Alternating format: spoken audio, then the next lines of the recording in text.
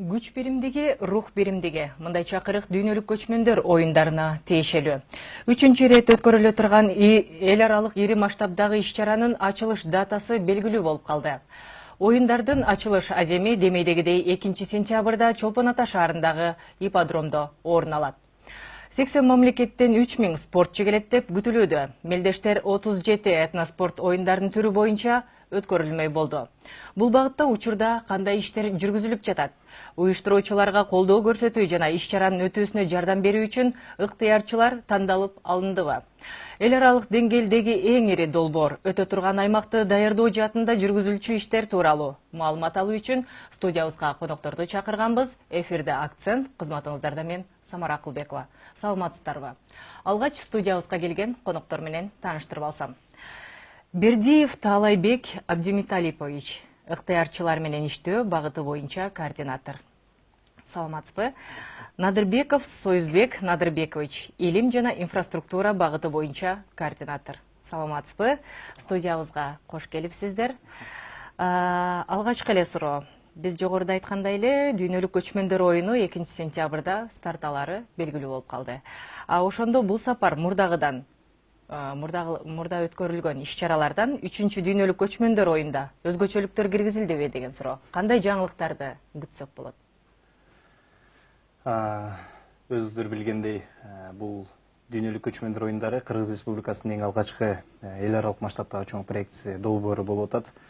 Анан башында баягы башка көп инсандардын баягы көпчүлүк өлкө ишенген жок десек болот. Чет өлкөлүктөр биздин биринчиден имиджибизди ушул өлкөнүн кандай өлкө экенин элдер жакшы билишпейт болчу да. Көчмөндөр оюндарына чейин биз өзүбүз эле чет өлкөдө жүрүп окуп, жанагы туш келдик да ушундай суроолоргочу. Кыргызстан боюнча айтсаң, жана антип сен өлкөңдө бул свет бар беле дейт эле, бул 2009-жылдар эле. Анан интернет бар беле деп суроо беришет эле. Анан кийин революциянын өлкөсү деп бизди айтып, анан көчмөндөр оюндарынан кийин биз да аябай ушул дүйнөлүк масштабка чоң бир олимпиадага альтернатива жарата турган чоң проектти сунуштаган, кичинекей болсо дагы чоң проектти сунуштай алган өлкө катары бизди таанып башташты. Биз ушул аябай сыймыктануу менен кабыл алып, азыр ушундай жумушту жүргүзүп жатабыз. Өзүңүз билген биринчи көчмөндөр оюндарында бул 10 гана спорттун түрү болсо, экинчисине 26 спорттун түрү болуп, учурда 37 спорттун түрүнө жетип атат. Катышкан өлкөлөрдүн саны башында 19 гана өлкө катышкан 2014-жылы. Кийин 62 өлкөгө чейин көтөрүлүп, учурда жогоруда өзүңүз айтып кеттиңиз 80ден ашуун өлкөлөр катышуусу күтүлүп атат. Масштаб жагынан бир топ чоң болуп атат, бир топ жана өзгөчөлөнгөн бир масштабтарды киргизип атабыз, багыттарды киргизип атабыз десек болот. Эң биринчи ушундай бир өзгөчөлөнгөн бир багыты бул өзүңүздөр биринчи, экинчи көчмөндөр оюндарында жанагы илим жана спорт, маданият, спорт багыты эле келген да. Бул жылы ушул биз 3-чү багытты, бирдиктүү багыттардын бири бул 3-чү илим багытын кошуп атабыз. Илим багытынын эмне кереги бар? Жана биз олимпиадага альтернатива жараталы, дүйнөлүк масштабка чыгаралы деген жакшы сөздөрүбүз, баягы каалоо тилектерибиз бар, миссиябыз бар. Бирок ошол дүйнөлүк масштабка жеткириш үчүн бизде илимий подход да керек болот экен. Чоң окумуштуулардын колу менен, алардын мүмкүнчүлүктөрү менен дүйнөлүк масштабка чыгаруу бул биздин эң бир жакшы бир принциптүү бир максаттарыбыздын бири болуп, приоритетти коюп, анан илим багытын киргиздик да. Анан экинчи көчмөндөрдөн кийин башка өлкөлөрдө бизде өтсүн деген каалоо тилекти каалаган ушундай аябай эле катуу каалаган өлкөлөр да болду. Бирок Кыргызстан ушул саясий чечим чыгарып, биздин өлкөдө өтүш керек деген бирден бир себеби бар. Себеп дегенде өзүбүз каалаган бир форматтарды киргизгибиз келди. Биздин проект болгондуктан биз жана системасын орнотуп, бышыктап, корутундулап, фундаментин куруп алып, анан жакшы бир биз каалагандай формат болгондон кийин мүмкүн биз өткөрүп беребиз башка өлкөлөргө. Олимпиада сыяктуу өтүп турат, мүмкүн бизде болуп турат. Жана башка ушундай бир ой тилек менен биз ушул өзүбүзгө көчмөндөр оюндарын алып калдык. Эми жаңы форматтар боюнча эми айтса кызыктуу нерсе, жаңы жана улуу жеңүүчүлөр деген нерсебиз бар. Улуу баягы жеңүүчүлөрдүн китеби дегенди киргизип атабыз. Сырттан келген конокторду таң калтыруучу бир топ жаңы бир форматтарды киргиздик. Анан ачылыш аземибиз дагы башкача форматта болмокчу. Албетте купуя сыр бойдон ушу калтырып турабы. Сиз да кошумча киргизе аласызбы? Негизинен мен өзүм жанагы ыктыярчылар багыты боюнча болгондон кийин мен мүмкүн болсо ушул көбүнчө ушул ыктыярчылар багытын айтып берейин. Баягы сиз айткандай иш-чараны өткөрүү үчүн ыктыярчыларды тандап алуу иштери баягы жүргүзүлгөнүн билебиз. Бул маалым болуп калды. Кандай этаптар менен тандоо жүрдү? кайсы критерийлер менен тандап алдыңыздар? Кимдер катышуу мүмкүнчүлүгүнө ээ болду? Жалпысынан биз бул ыктыярчыларды тандап алуу боюнча биргиликтүү билим берүү министрлиги жана маданият министрлиги, жаштар иштери боюнча агенттиги, анан ушул катчылык биргеликте жалпы жобону иштеп чыкканбыз. Ыктыярчылар боюнча жалпы жобону иштеп чыкканбыз. Ошол жалпы жобонун негизинде биз 12 февралдан баштап 12 мартка чейин негизинен 3 этап менен кабыл алуу талабы коюлган. Бул ошол 12 февралдан 15 мартка чейин бул катталуу. Андан кийин 19 марттан 29 мартка чейин бул баарлашуу, собеседование деп коет, баарлашуу этабы болгон. Андан кийин 3-нчү этап бул окутуу этабы болот. Бул окутуу этабы бул жай мезгилдеринде жүрөт. Биз биринчи этапта ушул катталуу этабында бизге жалпысынан 3500ге жакын ыктыярчылар катталды. Анын ичинен биз экинчи этапка 1000 кандидатты, талапкерди тандап алдык. Ошол биздин критерийлерге, талаптарга жооп берген. Бул талаптар негизинен 18 жаштан жогору болуу керек. Эң биринчи талап. Анан сөзсүз түрдө бул эми аябай бир чоң дүйнөлүк масштабтагы бул долбоор болуп атат. Ошондуктан биз сөзсүз түрдө чет тилин билүү керек деген бирден бир талаптардын бири ушул чет тилин сөзсүз түрдө билүү керек. Андан лидерлик сапаты болуш керек. Ошондой талаптар коюлган да негизинен. Анан экинчи этапта 550 ыктыярчыларды биз тандап алдык экинчи этаптын аягында. Булар ошол чет тилдерди билген. Анан региондордон дагы тандап алдык. Быйылкы айырмачылыгы, экинчи дүйнөлүк көчмөндөр оюндарынын айырмачылыгы биз атайын ошол региондордон дагы быйыл анын үстүнө президентибиз дагы аймактарды өнүктүрүү жылы деп айтпадыбы. Ошонун негизинде биз региондордон дагы бүт ошол аймактардан ыктыярчыларды тандап алдык. Алар дагы мени таң калтырганы бул аймактарда биздеги бул Бишкектеги жогорку окуу жайлардагы университеттердин деңгээлинен дагы жогорку билген, тилди жакшы билген ушундай активдүү жаштарыбыз көп экен. Анан эл аралык ыктыярчылар дагы кабыл алдык быйыл. Алардын саны 40ка жакын. Ал боюнча Сайызбек жооп берсе. Чет элдик жарандар да бар экен да ошондо ыктыярчылардын арасында. Албетте, жана биз көчмөндөр оюндарын биз айтып атабыз да, жанагы эл аралык масштабтагы проект депчи. Эл аралык проект болуп аткандыктан эл аралык долбоордун негизги принциби бул эмне? Биринчиден эл аралык катышуучулар болуш керек. Анан ошол менен биргеликте уюштуруучулар, ыктыярчылар болуш керек. Бул дүйнөлүк практикада колдонуп келатат, олимпиадада, чемпионаттарда эле колдонуп келатат. Өздөрүнүн каражаты менен ушул ошол өтчү өлкөгө чейин келишет. Андан ары баягы экипировка, кийимдерин, жаткан жерин, транспорт баарын чечип бере турган бул ошол оюндорду же ошол олимпиаданы өткөрүп аткан өлкө тараптан камсыздалат да. Биз эле ошол практиканы колдондук бул жылы. Буюрса ушул биз баягы башында чочуладык элек ушул көчмөндөр оюндар калуучулар болобу экен депчи.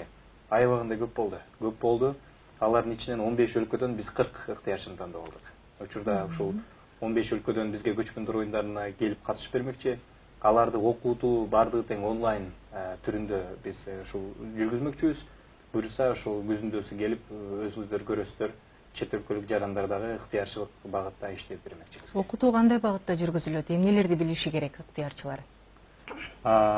Эл аралык ыктыярчылар эми баягы биздин жанагы жергиликтүү өзүнүн ыктыярчыларды окутуп аткан бардык программанын негизинде эле окушат. Просто ошол биз берип аткан окуум эле чет тилинде, ушул англис тилинде болобу. Негизги тил ушул ортоңку тил англис тили кылып атабыз. Ошол англис тилинде бардыгына тең бирдей жеткирип турмакчыбыз. Окуунун түрлөрү боюнча окутуулар боюнча бизде 12 тармак боюнча окутуулар жүргүзүлөт. Булардын мисал катары айтып кетсек, биринчи тез жардамды кандай көрсөтүү керек, негизи эле ыктыярчы деген өзү кандай болуу керек, ошо ыктыярчылар боюнча түшүнүк, анан көчмөндөр оюндары боюнча, көчмөндөр оюндарынын тарыхы боюнча, дипломатия боюнча бүт ошондой көптөгөн 12 тармак боюнча окутуулар жүргүзүлөт да негизинен. Окутуу жай айларында? Жай айларында болот, июнь айынан август айынын аягына чейин болот. Ошол эле учурда ыктыярчыларга кандайдыр бир мүмкүнчүлүктөр түзүлөт да. Дүйнөлүк көчмөндөр оюндарынын алкагында кандай мүмкүнчүлүктөргө ээ болушат? Негизинен ыктыярчылар биринчи эле өзү аты эле айтып турбайбы ыктыярчы депчи. Бул ыктыярчы үчүн менимче ушул болуп жаткан ошол чоң долбоордун ичинде өзү аралашып жүрүп баардык уюштуруучулар менен биргеликте ошол болуп жаткан ошол жердеги иш чаралардын баарында өзү катышып, ачылыш жабылыш аземинде ошол жерде көрүүчү гана болбостон мындай уюштуруучуларга жардам берип жүргөн адам катары бул менимче аябай чоң мүмкүнчүлүк бул. Андан сырткары бул катчылык тараптан бүткөндөн кийин ыраазычылыктар, баягы ыраазычылык баракчалары ошол сыяктуу көп жардамдар берилет буюрса. Өзүлөрү да тажрыйба топтоого мүмкүнчүлүк Эң алышат чоң тажрыйба экен. бул ар бир жаш өсүп келаткан биздин улан кыздарыбыз үчүн бул менимче баа жеткис тажрыйба болот. Анткени окутуулар жүргүзүлүп атат, башка жаштардан айырмаланып, мен ойлойм бул ошол 3 дүйнөлүк көчмөндөр оюндарынын ыктыярчылары бул окутуудан өткөндөн кийин дагы кандайдыр бир биз өзүбүз дагы 2 дүйнөлүк көчмөндөр оюндарында ыктыярчы болуп барганбыз. Көз карашың өзгөрүп калат да. Ошон үчүн бүткөндөн кийин, окутуу бүткөндөн кийин расмий баягы сертификат берилет. Ошол сертификат негизинде 3 дүйнөлүк көчмөндөр оюнунун ыктыярчысы деп эсептелинет. Жогоруда айтып кеттиңизби, баягы 550 ыктыярчы тандалып алынды деп. Жардам берүүгө ушунча ыктыярчы жетишеби? Анан булар кандай бөлүнөт деген суроо жаралып атат да. Аэропорттон баштап кандай бөлүнөт, кандай иш алып барышат? Экинчи дүйнөлүк көчмөндөр оюндарында расмий кабыл алынган ыктыярчылардын саны 200дүн айланасында болгон болсо, биз бул жолкусунда 550-нü алып атабыз. Мен ойлойм, бул жетиштүү эле, анткени биз өзүбүз баягы ыктыярчы болуп экинчи дүйнөлүк көчмөндөр оюндарына барганда ошол ыктыярчылардын уюштуруу иштеринде кандай кемчиликтер болгон, кайсыл жерге ыктыярчы аз болуп калат, кандай жерде көбүрөөк болуп калат. Андан сырткары быйыл бир аз ашыкча баягы иш чараларда кошулат. Ошондон 550, мисалы сиз айткандай биз 11 блок боюнча 11 блокко бөлүп алганбыз. Булар ошол аэропорт, сиз айткандай кырчын жайлоосу бар, ачылыш жабылыш аземинде ипподром, фок деп коебуз, жанагы ден соолук чыңдоо комплексинде бүт ошол жерлерде булар өздөрүнүн баягы уюштуруу иштерине жардамын көрсөтүшөт. Түшүнүктүү. Баягы сөздүн нугун башка тарапка бурсак, дүйнөлүк көчмөндөр оюндарынын ачылыш аземи өтө турган Чолпон Атадагы ипподром иш чарага даярбы да? Же ал жакта дагы кошумча даярдык иштери жүргүзүлүш керекпи? Инфраструктуралык жактан алып караганда, мисалы үчүн.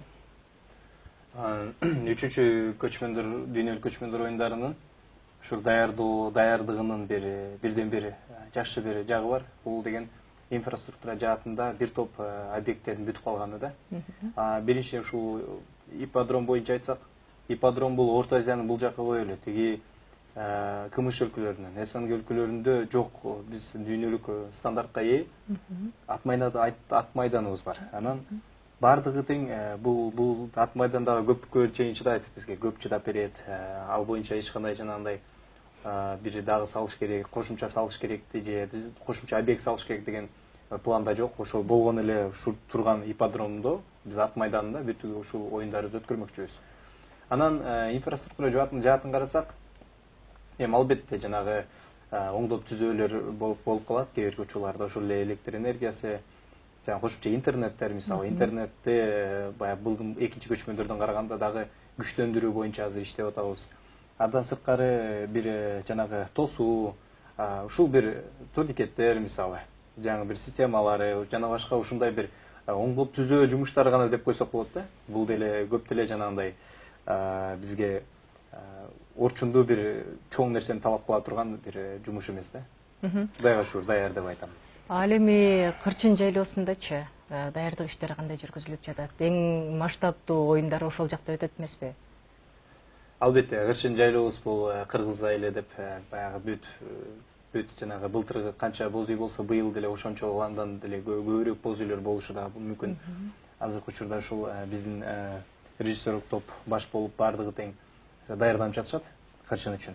Ал эми инфраструктура жаатында карасак, биз мүмкүн биз ошол бул жылкы сценарийге жараша кошумча бир мисалы ошол эле даракты, бир дарбазаны куруп калабызбы?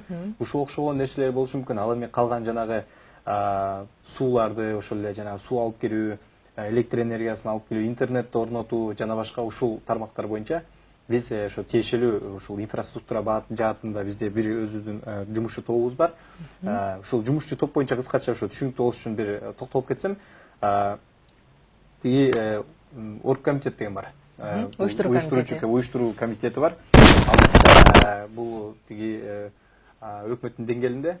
Анан ошо уюштуруу комитетинин астында 12 блоктон турган 12 блок бар. Ар бир спорт блогу, маданият блогу, илим блогу, инфраструктура, логистика жана башка, коопсуздук деп. Анан ошол инфраструктура жааты боюнча ошол тиешелүү ошол мисалы Госстрой, ошол эле жанагы транспорт министрлиги жана башка ушул көп ушул инфраструктурага тиешелүү бүт органдар ушул жака түзүлгөн да. Биргеликте иштеп атабыз. Анан бүт ошол эле былтыркы жылкы маселе болуп калган мисалы туалеттер боюнча мисалы туалеттер боюнча дагы биз карап азыр кошумча ошол былтыркы маселелерди каталарды эске алуу менен оңдоо аракетин жүргүзүп атабыз да. Анан бир нерсеге баса белгилеп кетким келет да. Жана билбей туруп кылынбай калган, билбей туруп ката кетирген нерсе бул чоң ката деп деле айткым келбейт да. Бизде мындай тажрыйбабыз болгон эмес. Мынчалык чоң деңгээлде ушунчалык бир эл аралык масштабта кылган эмеспиз. Катачылыктар кетти. Бирок ошол катачылыктардын баардыгын тең оңдоо үчүн ушул азыртан баштап иштегенди туура көрдүк да. Ошондуктан азыркы учурда биз 2 жуманын биринде чогулуштарды өткөрүп, ар бир жекече жооп бере турган инсандар менен, ошо органдар менен, ведомстволор менен биз жекече ошо катчылыктан улам улам маалыматтарды алып, жумуштарды жүргүзүп, азыр ушундай даярдыктар могул жүрүп атат да. Баягы өткөндөн сабак алат эмеспизби? Баягы мурунку өткөн оюндарда, көчмөндөр оюндарында кандай мүнчүлүштүктөр кетти эле? Ошолорду баягы эске алып, жоюу аракеттерин көрүп атасыздарбы? Биздин багыттар боюнча айтсак, мисалы, бүгүнкү ушул илим багыты мисалы, илим багыты болгон эмес, биринчиден. Ошо болгон эмес нерсени жаңыдан ушул баштап атабыз бул нерсени. Ал эми ушул ыктыярчылык боюнча кеткен ушул катачылык эмес, эске алынбай калган мисалы. Ошол эле жана региондордун ар бир университеттен бери кыдырып, ар бир жаштарга көчмөндө ыктыярчылык эмес, көчмөндөр деген эмне деген бир суроолорго жооп берели деген биринчи ошондой бир максаттарды койдук. Ошого кошулган экинчи көчмөндөр оюндарында жетишпей калган десек болот да. Көп жетишпей калган бир жумуштарды аткарууга аракет кылдык. Региондордун баардык ыктыярчыларды баардыгын тең ар бир областтан киргизгенге аракет кылдык. Ушул сыяктуу жумуштар болсо, инфраструктура жаатында эми баягы көпчүлүк ушул учурда ушул мисалы ушул туалеттер боюнча, таштандылар боюнча катачылыктар болуп калды да. Катачылык эмес, бир аз башаламалыктар болуп калды да. Албетте эл көп болду. Ошонун негизинде биз ошолордун баарын тең ушул учурда бул жылы эске алып баягы оңдойлу деп азыр жумушчу топ азыр аябай жегердүү иштеп жатат. Түшүнүктүү. Дүйнөлүк көчмөндөр оюндары 2018 3 багытта өтөрүн билебиз. Алар этно-маданият, этно-спорт жана илим, жана сиз айтып кеткен. Бул илим жаатына багытта өзүнчө алып карасак, кандай иштер аткарылат? Ошого мындай кененирээк токтолуп кетсеңиз да, анткени бул жаңычылык болуп атпайбы? Мурда мындай жок болчу. Илим багыты бул негизинен эле бул жаңы багыт. Баягы эмнелер жүрөт? Биринчиден бул 3 түрлүү кылып карап атабыз да учурда. Биз көчмөндөр оюндарына чейин жанагы көп конференция, илимий конференциялар өтмөкчү. Могул качантан башталды, могул бир айдан бери жүрүп келатат, ар бир университеттерде өтүп атат учурда конференциялар. Анан тиги күз айына чейин болмокчу. 100дөн ашык конференциялар болот. Бул билим берүү министрлигинин жана илим департаментинин жетекчилигинин астында ушул ар бир университеттер менен биргеликте конференциялар уюштурулат, симпозиумдар уюштурулмакчы. Анан жаштар үчүн мисалы Күзүндө сентябрь айында өтө турган дүйнөлүк көчмөндөр оюндарына карата даярдыктар тууралуу сөз кылуудабыз. Анда биз маегибизди улантсак, Союзбек мырза, уланта берсеңиз да, илим жаатында жүргүзүлүп жаткан иштер боюнча. Ушу жана жогоруда айтып кеттим, ушул билим берүү министрлиги менен илим департаменти менен биргеликте ушул катчылык учурда ушул илимий конференциялардын баарын тең өткөрүүгө көмөктөшүп, ушул көчмөндөрдүн алкагында өтүп жатат учурда. Ар бир университеттерде болуп атат, Кыргызстандын баардык булуң бурчугунда болуп атат. Анан бул 100дөн ашык болот бул конференциялардын саны. Андан сырткары ушул студенттик симпозиумдар болмокчу, жана интеллектуалдык оюндарга сөз бермекчибиз, өз кезектерди бермекчибиз. Анан дагы бир нерсе бар. Бул көчмөндөр оюндарынын учурунда, көчмөндөр оюндарына чейин бул алтаистикалык эл аралык конференция Кыргызстанда орун алмакчы. Бул 70ден ашык ушул чет өлкөлүк окумуштуулардын катышуусу менен бул Бишкек шаарында болот. Ушул алтаистикалык бул 61-чи жолу болуп атат. Башталышы 50-канчанчы жылдар эле болуп башталган. Анан ушул 60-жолу болуп атканда ушул биздин делегация ошо 61-син Кыргызстанга алып келип өткөргүлө. Жана Кыргызстандын жана көчмөндөрдүн алкагында өткөргүлө деп сурап алып келип азыр уюштурулуп атат да. Анан дагы эң башкы бул жана биздин иш-чарабыз илимий багыт боюнча. Биякта күз айында көчмөндөр оюндарынын учурунда маданий иш-чаралар болсо, бул жакта спорттук иш-чаралар, бул жакта илимий иш-чаралар. Ошол илимий иш-чара болсо, бул илимий конгресс болмокчу.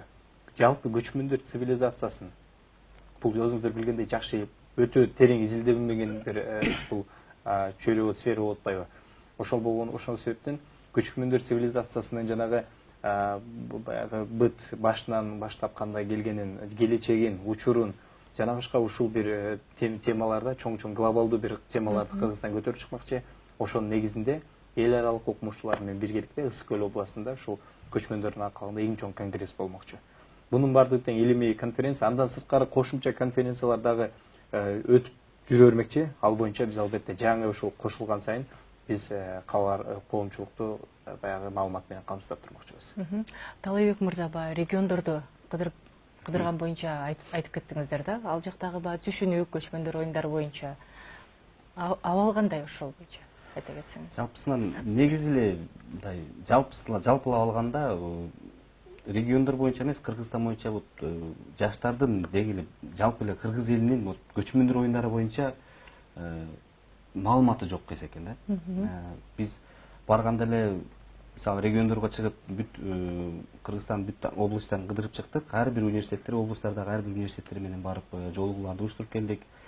Ошол жерге барганда биз барып баягы тааныштыруу презентацияларды көргөзгөндөн кийин, биз презентация жүргүзгөндөн кийин ушунчалык региондордо мен ыктыярчы болуп барат элем. Мен алсаңыздар ушунчалык сомбоду көзү жанып ушундай патриоттулук сезими күйүп турган ушундай жаштарды көрө алдык да. Тилекке каршы бизде жанагы талаптарга жооп бере албай калган жаштарыбыз көп экен. Бирок ошол эле мезгилде мисалы Нарында айта турган болсок, Нарында мен таң калтырганы, Нарында бизге азыр расмий түрдө өткөн ыктыярчылардын дээрлик 90% немис тилин жакшы билет экен. Англис тилинен сырткары немис тилин аябай жогорку деңгээлде билишет экен да. Бул мени аябай таң калтырды. Анан мисалы ар бир жердин өзүнүн өзгөчөлүктөрү бар. Мисалы жаштардын эле мисалы Ош жергесин ала турган болсок, Ош жергесинде ушундай патриот жаштарды көрдүк.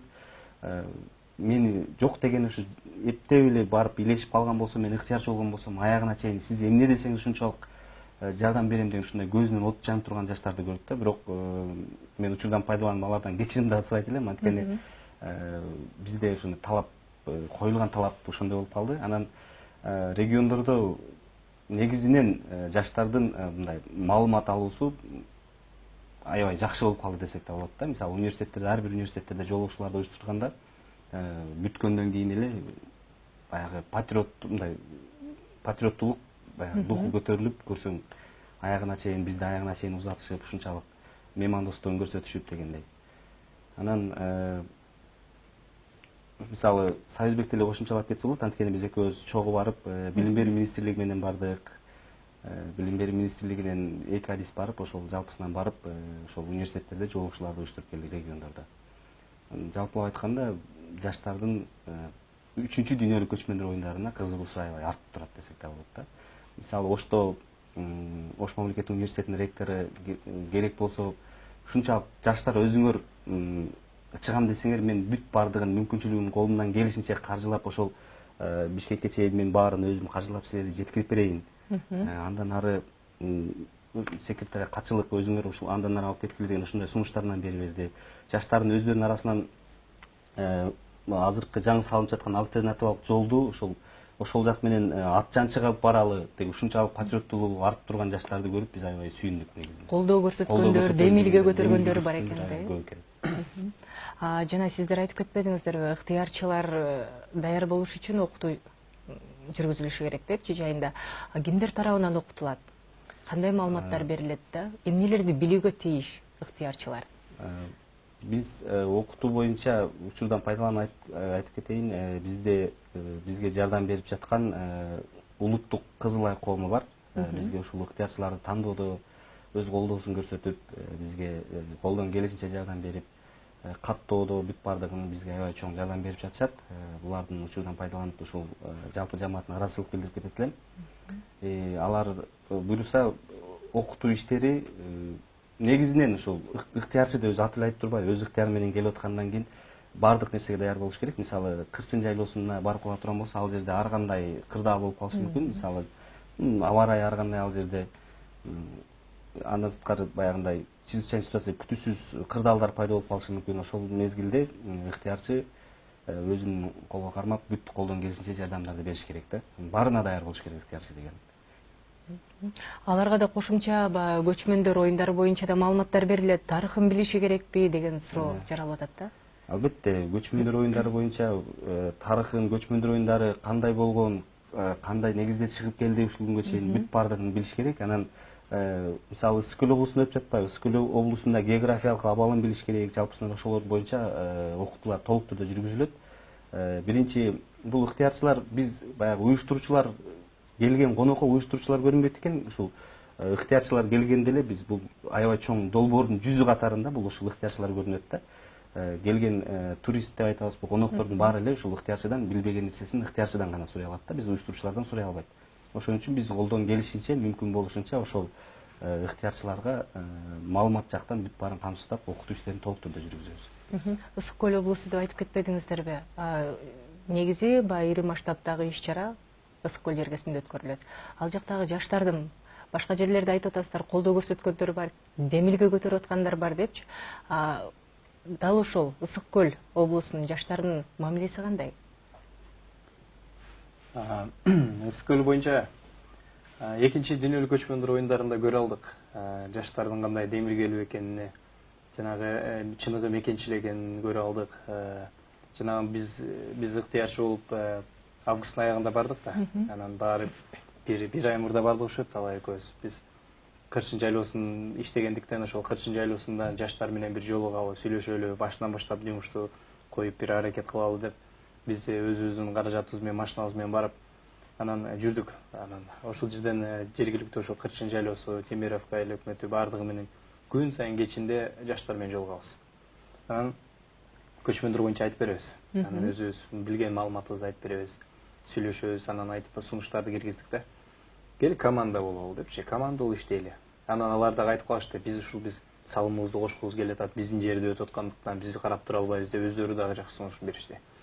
Анан макул деп биз баарыбыз тең бир команда болуп, бир муштум болуп иштедик да. Анан ыраазы болгонум дагы бир жаш улуураак байкелер мындай нерсе сөздөр болгондо башындачы ушул местный деген нерсе бар экен да, түшүнүкчү. Алар местный десе эле коркмуштуу, анан түн жарымда ыктыярчыларды ат менен сүйрөп кетет деп өзүнчө бизди коркутуп эле алар деген укмуш болот, чаап кетет силерди. Өзүнүн жериңе келдиң деп уруп кетишет деп анан биз койгулачы деп эле биз тобо келип салып бардык да, чын эле ушундай болсо анда бизди бир чабат окшойт депчи. Барып жакшынакай эле адамдар, патриот адамдар, байкелер отуруп айтышты. Меймандос, Инилерим дейт, жана биз эми ыктыярчы болуп силердин форма кийип алып жүрбөй эле коелу. Анан биз ат менен туруп баягы парковкаларды караш керек болуп атат. Биз кичине ушул коопсуздугуна жардам берели деп сунуштарын беришип, анан анда айттык, байкелер келгиле анда, силер Кыркчоронун милдетин аткарып бергиле деп ыктыярчылар, Кыркчоро деген ыктыярчылар кылып аларды 40тай ушул байкелер өздөрүнүн аттарын минип алышып, коопсуздукту карап берип жүрүштү. Анан эми баягы келгенден кийин баягы билбеген адамдар кантип коркпой иштеп жүрөсүңөр деген суроолор болду. Айттык, эмнеден коркот элек? Алар наоборот бул байкелер бизди силерден коркуп жүрөт депчи тамашалап коёбуз да. Анан ошол сыңарындай бул жылы дагы аябай баягы күтүп атышат. Ушул болгон жардамыбызды беребиз деп күтүп атышат Ысык көл жаштары. Ысык көлдөн ушул региондордон биз алып атпадыкпы ыктыярчылар. Эң көбүн ушул Ысык көлдөн алганга аракет кылдык. Себептен ошол жерде болгондуктан, жакын болгондуктан. Анан салымыбыз зор. Анан учурдан пайдаланып мен бир жакшы бир жаңылык менен бөлүшкүм кетким келип атат да. Жана жаштар, демилге, анан элдер өздөрү көтөрүлүп чыгыш керек, өздөрү колдогонго үйрөнүшпөс, колдогонго ушул жанагы аракети болуш керек деген бир каалоо тилектерибиз бар да, жаштарга болгончу ушу биз келип эле мондай кылгыла, тигиндей кылгыла деп биз ыктыярчы катары, жанагы уюштуруучу катары айтпай, таңуулабай депчи. Ошол жаштар ушул жерде Бишкектеги жаш уюмдар, студенттик кеңештин баягы төрагалары баары биригишип, студенттер биригишип, Аймномат, я кочевник деген, мен көчкөнмүн деген бир кыймылды түзүштү да. Учурда өткөндө Бишкекте 500дөн ашык бала өкмөттүн астында чоң айым номад деп жазышып, фонарик менен чыгып, флешмобун өткөрүштү. Аларды көрүп эми Ош областынан жакында боло турган болуп атышат. Оштогу балдар, түштүктөгүлөр биригип, Ош Жалал Абад, Баткен баары биригишип, анан бизге келип сунуштары менен келип атат катчылыккачы. Биз ушу колдоп берели, кичине болсо салымыбызды кошоюн деп атабыз. Бизде эмне жардам деп. Анан биз кээ бирлер келет, биз СММ тармагынан жардам бергибиз келип атат. Маалыматты таратууда жардам бергибиз келип атат. Сиздерге кол керек, биз даярбыз деп келип атышат. Буларды сүйүнүп отурсак, ушундай рахмат силерге деп отурабыз да. Кече жакында бизде чет өлкөдөн, Италиядан балдар чалышты. Ушул Анвар Меделбек уулу, Эрлан Карипов деген бир жигиттер бар, чыган. Ал жигиттер Италиядан Европанын эле 10 өлкөнүн башын бириктириштир. Жаштар, кыргыз жаштар окуп жаткан. Баары чогулушуп, алар учурда бизде Кыргызстандын айым номад Якачев кыймылынын негизги принциби бул жаштардын духун көтөрүү, көчмөндөргө салым кошуу болсо, ал жигиттердин сыртта жибишси ошол эле кыймыл, бирок сырттан конокторду Кыргызстанга жөнөтүү максатында. Биз катчылыктан болгон презентация, видео материалдарыбызды берип атабыз. Алар өздөрү күйүп, ушул чет өлкөдө, бүт ошол чет өлкөдөгү биздин мекендештерибиз биригип алышып, флешмобторду уюштуруп, ушул презентацияларга жардам берип атат да.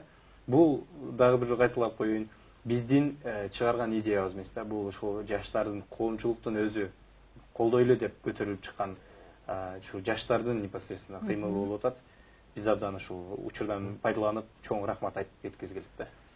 Байкелер десе, байкелер дегенде эске келип кетти. Былтыр көчмөндөр оюндарында, экинчи дүйнөлүк көчмөндөр оюндарында бизге афганчы байкелер дагы келип аябай кандай чоң жардам берген. Афганчы байкелер ушул Ысык көл облусундагы жалпы афганчылар баары чогулуп, жүздөй бир байкелерибиз келип бүт бардыгын ошол парковкадагы коопсуздук жактарын карап, 3 күн 4 күн аябай бир чоң жардам беришкен да. Учурдан формачан келишип ыраазычылык билдиребиз. Алар айтат, бизге жатакананын деле эч нерсенин кереги жок.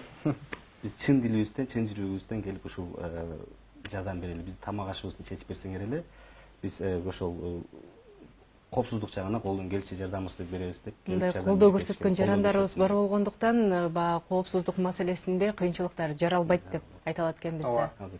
Дагы бир мындай суроо да, бизде жана айтып кеттик го, 80 мамлекеттен 3000ден ашык спортчу келет деп. Алар менен кандайча байланышып, мындай эмнеден улам бул сан келип чыгып атат да? Биз 80ден ашкан өлкөгө биринчиден бул Тышкы иштер министрлигибиз аркылуу биз катчылыктан заявка жөнөттүк, чакырууларды жөнөттүк да. Чакыруулардын саны бул 80ден көп мамлекетке жөнөттүк. Анан көпчүлүк өлкөлөр келебиз деп өзүнүн макулчулугун берип атат. Бирок биздин күткөнүбүз ошол 80дей өлкө келүүсү деп өзүбүздүн бул расчетубуз менен, күтүүбүз менен да. Азыркы учурда бул дедлайн бүтө элек, бул июль айына чейин болмокчу. Ошол бүткөнгө чейин күн сайын азыр өзүнүн жанагы тастыктап атышат да, өздөрүнүн келе турганын. Анан мурда мисалы 3000 каяктан чыгып атат. Мисалы экинчи көчмөндөр оюндарында оңойрок түшүнүш үчүн мисалы бир таяк тартышка мисалы ошол эле казак туугандарыбызда мисалы 5 адам келет деп өзүнүн заявкасын жөнөтсө, учурда 10 адам келет деп жөнөтүп атышат мисалы. Же болбосо ошол эле башка ушундай бир адамдардын санынан жанагынтип көбүрөөк жөнөтүп атышат да. Ошонун эсебинен биринчиден өлкөнүн саны көп, экинчиден конкреттүү жана катышуучулардын саны да көбүрөөк бизге заявка келип аткандыктан биз ошондой эсепти чыгардык да. Болжолдуу, э? Болжолдуу эсеп. Мындан көп болуп калышы да мүмкүн. Албетте. Кайсы убакытка чейин кабыл алуу боло берет? Бул июль айынын биз ушул биздин так маалыматыбыз бул июль айынын ортосуна чейин болот го дейм да.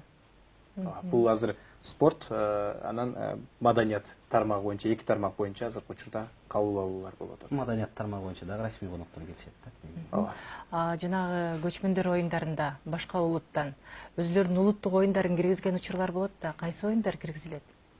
Ал бирок кошумча, негизги көчмөндөр оюндарындагы оюндарга кирбейт. Негизи эми спорт бул көчмөндөр цивилизациясы жана биз көчмөндөр десек, биз эле бир эле тектүү, бир эле типтүү баягы көчмөндөрдү билебиз да. Булар кимдер мисалы, биз өз көчмөн элбиз, тоодон көчкөн элбиз да. Бирок дүйнө элинин көпчүлүгү көчмөн эл да. Жанагы деңиз менен көчкөн эле, степ, түз жерлер менен көчкөн элдер болгон, аба аркылуу көчүп жүргөн элдер болгон. Ошол айта берсек көп, биз көпчүлүк өздөрүнүн көчмөн эли өздөрүнүн улуттук оюндарын бияка киргизүүгө биздин ушу көчмөндөр оюнуна толук негиз бар. Себеп дегенде биз бул өзү эле айтып турат да. Ошол эле мисалы бир эки эле айтсак, мисалы күрөштүн түрү алсак, 13 түрү боюнча болуп атат күрөштүн түрү. 13 түрү боюнча ар ким ошол түрктөрдүн, түркмен, Азербайжан, жанагы Жапон, Корей бардыгы бар, монгол, тажик, казак күрөштөрүнөн бери. Булардын бардыгы бар. Андан сырткары ушул салбурун жакты карасак, мисалы далба деген оюн бар. Жанагы биздин бүркүт салуудай эле, куш салуу, араб элинин. Жана башкалар бүтү тең кирип атышат официалдуу оюнга. Ал эми баягы көргөзмө оюндар деп айтып калдыңыз, көрсөтмө оюндарга кайсыл оюндар кирмекчи? Мисалы биздин даярдыгы бизге азырынча ошол официалдуу оюн катары өткөрүүгө мүмкүн эмес болгон учурда биз көрсөтмө оюн катары коюп атабыз да. Мисалы бир мисал төө жарыш. Төө жарыш бул араб эли көчмөн эл. Төө жарыш болсо, буну биз официалдуу көчмөн элдин оюндарына кошсок болмок да. Бирок эми маселе бар да, төө жок да. Карап көрсөкчү. Эки эле төө бар дейсиң. Эки биз тамашалап жаштарга айтабыз, эки эле төө бар, бирөө көлдө, анан бирөө Соңкөлдө депчи. Жана экөө тең сүрөткө түшө турган төөлөр депчи. Бул жака чуркай турган төөлөр керек экен. Ошонун негизинде биз жанагы азыркы учурда ошол толук кандуу өткөрүүгө мүмкүн эмес болгондуктан биз көрсөтмө оюндарга киргизип атабыз да.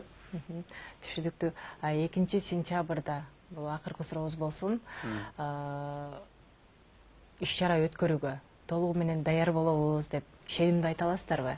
Өзүңүздөрдүн багыттарыңыздар боюнча. Албетте ишенимдүү түрдө айта алабыз, анткени биз экинчи дүйнөлүк көчмөндөр оюндарына салыштырмалуу бир аз эртерээк баштадык. Мисалы анонс катарында да айтып кетсем болот, биз эртең 14 апрелде расмий биринчи ыктыярчылар менен жолугушууну уюштуруп жатабыз. Буга биздин премьер-министрибиз Сапар Жумакадыровичтин да келүүсү күтүлүүдө. Буга мисалы экинчи дүйнөлүк көчмөндөр оюндарына бир аз кечеңдетип башталган болсо, биз бир аз эртерээк баштап атабыз. Биз толук түрдө ыктыярчылар тармагын айта турган болсом, мен толук түрдө ишендирип айтып кете алам да. Инфраструктура илим багыты боюнча карасак, бул мамлекеттик азыркы учурда ушул приоритеттүү бир масштаб проект болуп атпайбы? Долбоорлордун ичиненчи көп конокторду күтүп атабыз. Ошондуктан бул көчмөндөр уюштурууда катчылык гана иштебейт да. Бул жалпы ушул өкмөт мүчөлөрү, баардык ведомстволор, баарыбыз тең биригип алып, бир муштум болуп алып, бир багытта иштеп жатабыз. Ошондуктан бирибиз жетишпеген нерсеге экинчибиз колго алып, бир чоң бир мамлекет бир команда сыяктуу иштеп атабыз да. Ошондуктан биз толук ишенебиз. Толук ишенебиз. Буюрса ушул жакшы даярдыгыбыз менен, эң жогорку даярдыгыбыз менен келген конокторубузду ушул күтүп алганга биз ошол даяр болобуз деп. Түшүнүктүү. Бизде студияда конокто Бердиев Таалайбек Абдимуталипович жана ошондой эле Надырбеков Саизбек Надырбекович конокто болду. Эфирге келип, бизге кызыктуу маек куруп бергениңиздер үчүн ыраазычылык билдиребиз. Эфирде акцент көрсөтүүсү болду. Кайрадан эфир аркылуу амандашкыча саламатта болуңуздар.